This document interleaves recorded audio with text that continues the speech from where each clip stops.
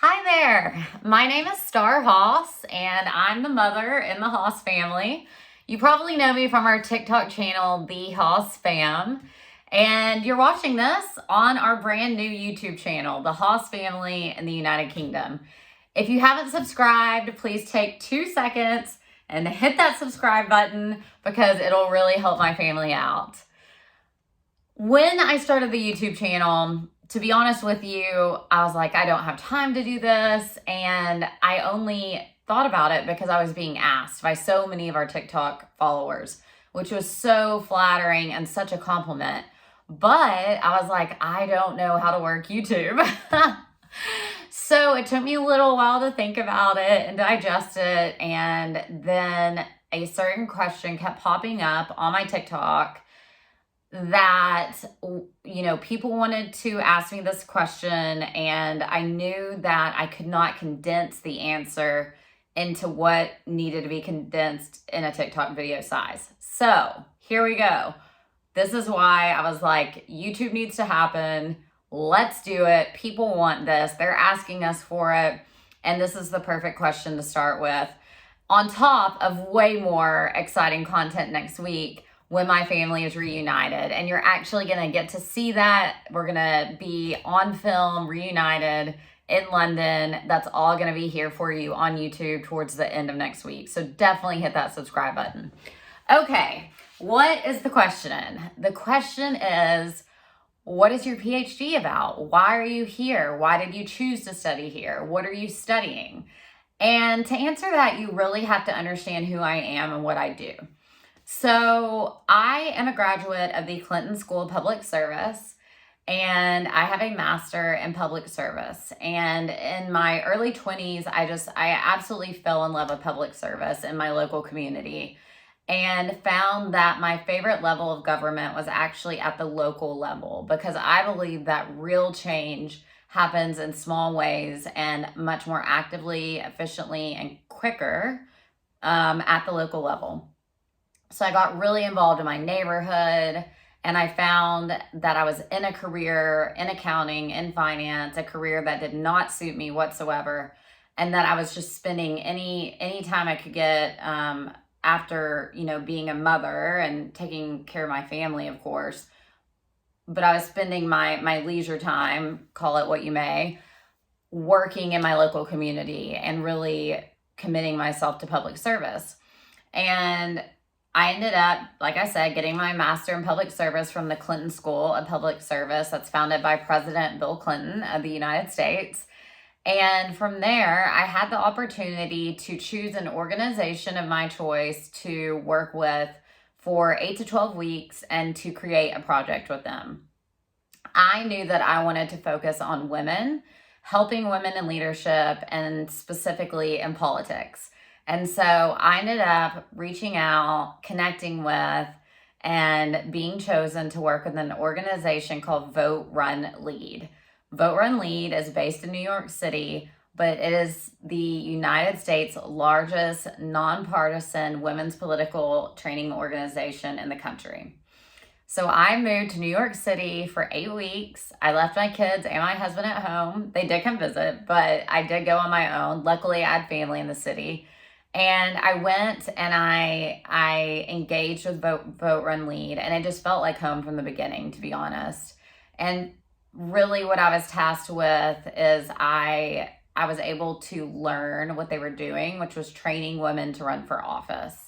And really, a lot of those women were first-time candidates. And I entered into a world of powerhouse women experts all across the country, right at my fingertips. And what they did is they sent me all across the country that summer. I mean, every city, you name it, we were there, every major city. And I would help run women's political training.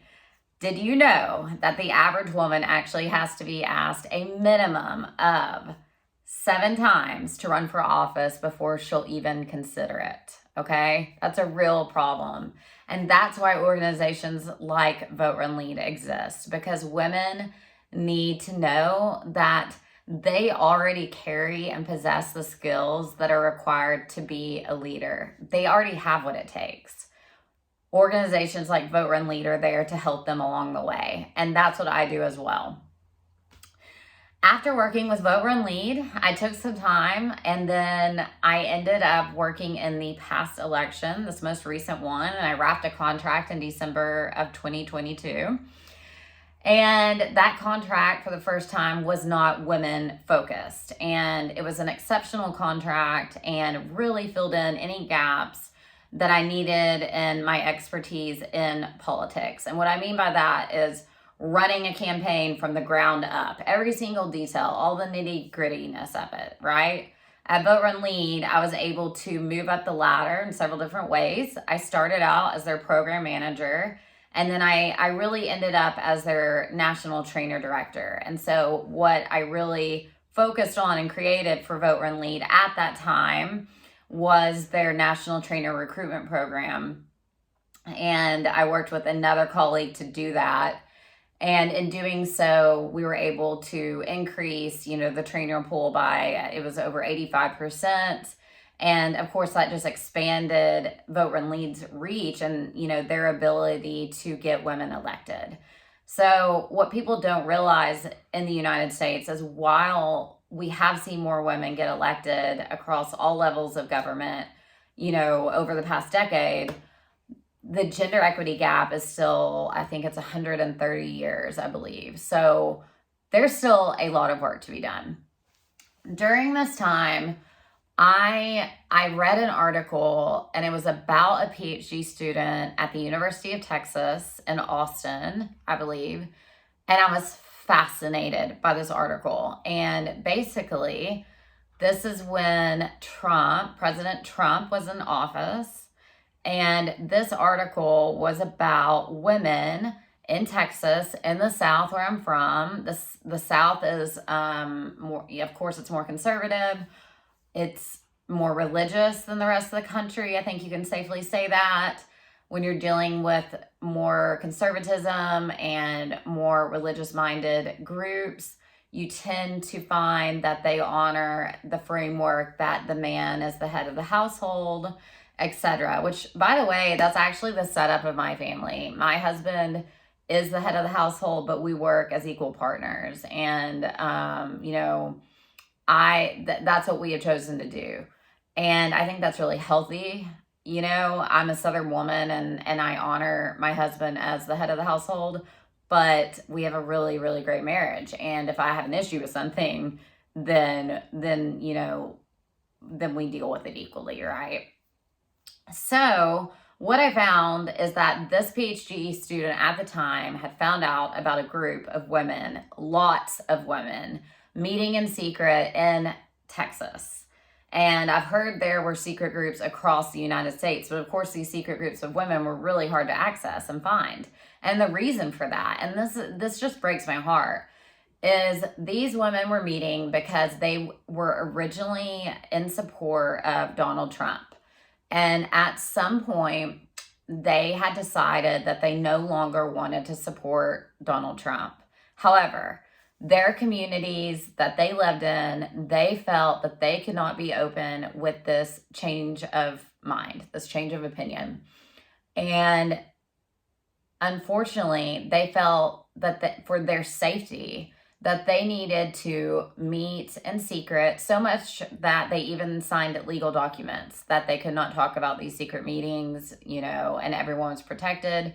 Women were worried about their careers, their homes, their cars, vandalism, just you name it, their families, if this information actually got out. I mean, everybody take a minute to absorb what I'm saying. I mean, this is just because they decided that they didn't agree with someone else's opinions. They were afraid of all of these consequences.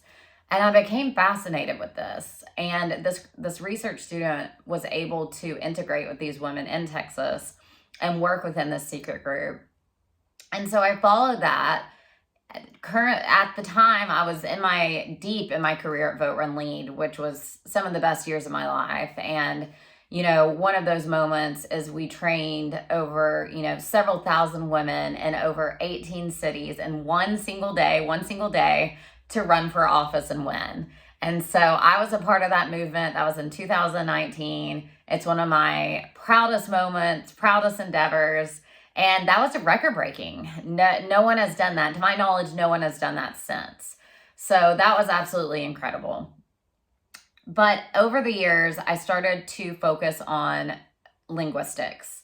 And I realized that when I would talk to women about vote, run, lead in the South and the North, that there were differences, tiny differences that made a huge impact.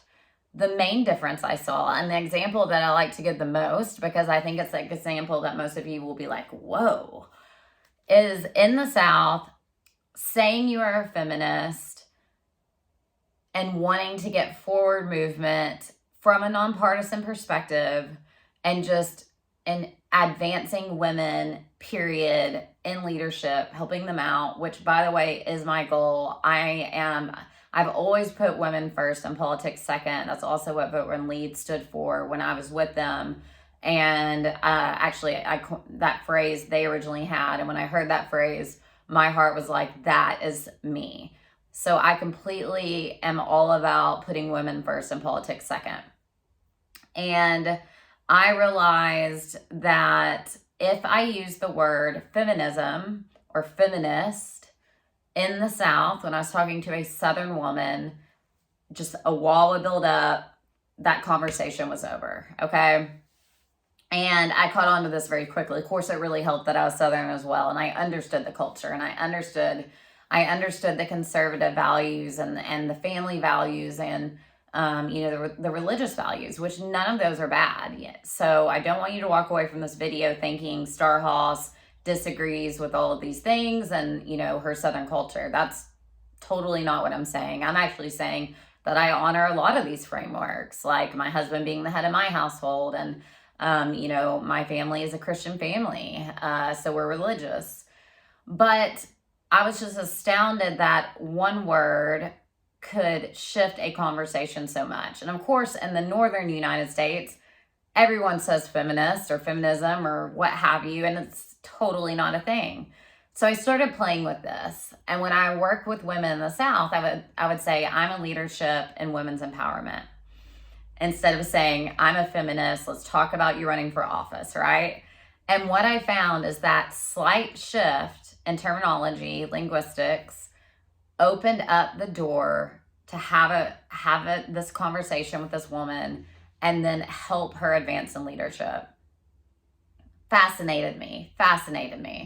And so then over the years, as I completed some other contracts and stayed in politics, this stayed with me. And after my last contract, I really realized that I really wanted to return back to focus on gender and women, advancing women in all leadership sectors, not just politics.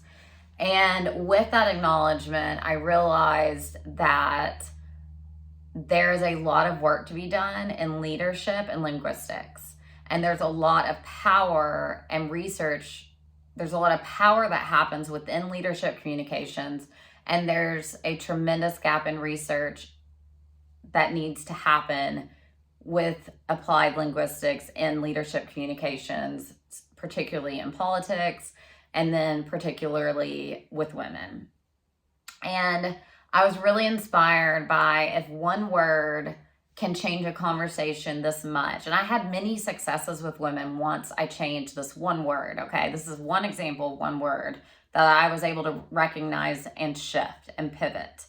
I started to think about cultural differences, right? So what if, with one word, based on a cultural difference, what are these words that are, number one, getting leaders elected or not, getting bills passed or not? What are these words? What are these leadership communication strategies? How are these leaders talking? And I did the research, and actually I found quite a gap. There's really not a lot of research out there that exists, because I really believe this is an area that is extremely new and that will really come to the forefront. And I'm really hoping that my research is a gigantic part of that. And so there's a lot to be learned there. And so my Ph.D. I sat down one day and I had several job offers on the table and I had a decision to make. And to be honest with you, it was a faith decision. I'm never going to preach at any of you. That is not my style. I am a Christian and I'm very proud to be a Christian. But I like to show my Christianity and who I am and the actions that I do and kindness rather than preaching at you and trying to make you do the things that I think you should do. So you're not ever going to get preaching from me. But this is a part of my story, so I'm going to share this, with you right now. I really felt led by my faith to get my PhD. And I think when you're a Christian, sometimes you feel led by God, and that's what happened with my PhD. I was in bed with my husband one night watching TV, and this light bulb moment happened, and it was like, get your PhD. And I was like, oh no, God, please no, I do not want to go back to school. No. And I knew exactly from that moment that is what I was supposed to do. It made 0 sense. It was going to be extremely difficult. And I literally turned over to my husband, who, by the way, has wanted his PhD for over 10 years, and I never have. So he and I love school, and we tend to take turns. So he got an MBA. I got an MPS, Master in Public Service. He has a master's in business. And now it's his turn, technically, right, to go to school. And I rolled over and I said, Jordan, you're not going to believe this, but I think I'm starting to feel led to get my PhD. What do you think? Because you're the one who's wanted to get your PhD for years. And if anything, I kind of really, it's not that I haven't been supportive, but I haven't pushed you to do it. And now here I am saying, I want to get a PhD. Luckily, I'm married to the best man in the entire world. And he was like, go for it, do it, And that's, by the way, Jordan is a huge part and anchor of my success and where I am today. And I'm so lucky to have him as my partner in life. And from there, it was like, well, what do I get a PhD in, right? Like, there's so many possibilities, especially when you realize that you don't want it to just be politics and you don't want it to just be gender studies, right? So I took about 24 hours and I was like, okay, if I could come up with a title for a PhD that is perfect for me, I have no idea if this title exists, right? Anywhere in the world. But if I could come up with it, what would that be? And I came up with a PhD in leadership communications. And so there actually is a university in the United States. It's in Kansas. And they have a very new PhD program for leadership communications, which I was actually accepted to. However, I did a lot of research because PhDs in America function way differently from PhDs in the United Kingdom. America takes more time. Typically, you're signing on with a project with your supervisor. And I believe, in my personal opinion, that, I know for a fact that it's way shorter to get your PhD, in the United Kingdom. And then here, what I have found is not only do I get one supervisor, but I get 2, which is amazing. And then I also found that I wasn't signing on to my supervisor's project. I was bringing my baby, my research project, my idea to that professor. And then if they were interested in it and felt like there was validity in it and power in it and an inspiration in it, and it aligned with what they, what their passions are, then they would consider taking you on. Okay. So because of that, I wasn't looking for specific universities. I was looking for specific professors because I knew I wanted to focus on linguistics, and I knew I wanted to focus specifically on leadership linguistics. And I wanted to use that to advance women in all leadership sectors. So I studied for a long time. I studied many professors' bios, and I landed upon Dr. Stephanie Schnurr. She is outstanding, and her expertise in leadership and linguistics is one of the top in the world. once I found Dr. Stephanie Schnurr, I knew that she was the one right away. I was like, this is the professor. It just so happened that she is at Warwick University in the United Kingdom, in England. And I've always wanted to move abroad. I've always wanted to hop across the pond. So yeah, I was like, okay. So I reached out to Dr. Schnurr. We had a meeting in Alaska, 9-hour time difference. We had several meetings and kept talking. And I ended up, submitting my application, submitted my proposal. And Dr. Schnurr accepted me and took me on as her student, which I'm still so honored to for that to have happened. So here I am. I've been accepted into 2 schools, one in England, one in America, and one, I am on student loans here in the United Kingdom. And it was very difficult to make this decision because everything faith-wise told me to go to England, to go to the United Kingdom, to study under Dr. Schnurr, and to get my Ph.D. Brain-wise, everything said I was crazy. This made zero financial sense. Why would I do this? I have several job offers that are potentially happening in the United States. And why would I go into debt, to do this PhD when I could do all of these other things and not move my family, et cetera, et cetera, et cetera, in America? Well, you only live life once. I lost my dad to alcoholism about 12 years ago. In fact, I think it'll be 12 years on December 15th. So this is a very hard time of year for me. But because of losing my dad at such a young age, I was 25 at the time. Yeah, I guess that's right. So I guess we're more around the 10-year mark. I really took a step back and I realized that you only live once and life is so important. And if you're not doing something you love and something you care about, then what are you doing?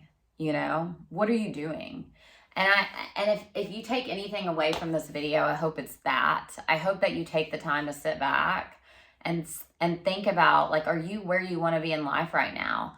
What are your goals? What do they look like? Are you doing them? Are you miserable at your job? Do you have a job? Do you want a job?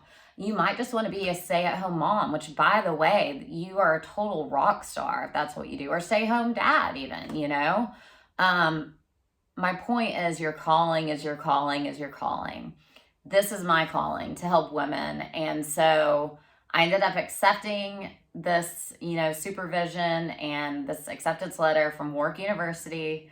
And in September, me and my oldest daughter, Eleonora, who's 11, we left, my husband, Jordan, and my 9-year-old daughter, Scarlett.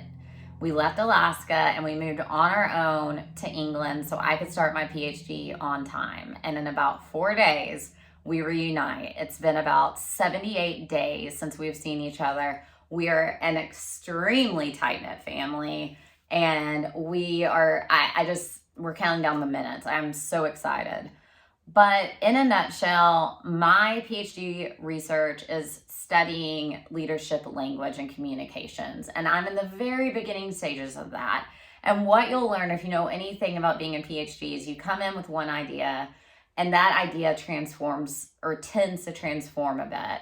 And right now, I'm just in the stage where I'm reading tons of literature because I am developing that expertise in leadership and leadership communication and communication strategies, and then gender and what that looks like. And then I get to really create some groundbreaking actual data research that I hope to turn into a book when I'm done with my PhD.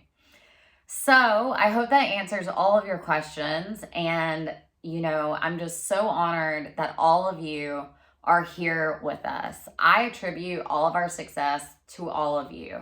And every day I'm grateful to have all of you in our lives. We have had such kindness on our TikTok channel. I have someone reaching out today doing amazing things, doesn't even know me, and just doing these amazing things. And so I want to say thank you from the bottom of my heart for supporting my family in a foreign country, a place we did not know. We had no friends. Ella and I came on our own. My husband and Scarlett are about to feel the same way, displaced a bit in a foreign country, somewhere they've never lived. And the kindness that has been shown to us in the United Kingdom, I never thought anyone would be rude, but it has been above and beyond times a million. I am so happy here. I'm on the Warwick equestrian team. I actually just came back from practice a little while ago, and I'm fulfilling my dreams. I'm working on the Ph.D. dream of my life with the dream supervisor of my life. I've made so many friends. I'm so happy where we live. And like I said, I made the competitive team at the Warwick University, which at 35 years old, I never expected something like that to happen. So I feel like when my faith told me, Star, you need to take this leap of faith. And if you do it, I have your back. That is the constant message that God and my faith that I kept receiving, in my heart, because it was so hard. At one point, many points, I was like, this is crazy. This is crazy. I'm not doing this. We're not separating our family. We're not doing this. But I realized that, you can think outside of the box and you can pursue your dreams. And while it hasn't been ideal to be separated from my husband and youngest daughter, we did it, and it actually went pretty dang well considering everything. And guess what? Like, I'm pursuing something that I knew if I did not pursue this, that when I was older, I would look back and I would forever regret this, even with all the debt I've taken on to do this. So what I want to leave you all with is this. Think about your calling. I want to circle back to one other thing and wrap up my thought on this. What I kept receiving faith-wise and heart-wise and God-wise was, Star, if you accept this PhD offer and move to the United Kingdom and take this gigantic leap of faith, I will have your back. And not only that, I will open so many doors for you that you cannot even comprehend or imagine. And every time I got scared to death about doing what I'm doing now, that reassurance hits my heart. And I absolutely believe it to be true. So that is what I'm doing here.